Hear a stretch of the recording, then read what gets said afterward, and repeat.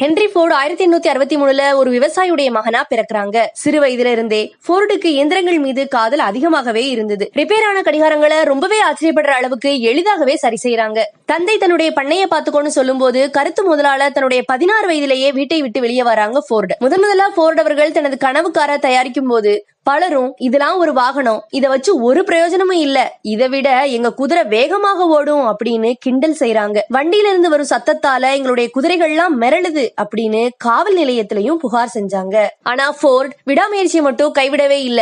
ஏளனம் செய்த அத்தனை மனிதர்களும் சில வருடங்கள்லயே ஃபோர்டுடைய காரை போட்டி போட்டு வாங்கினாங்க.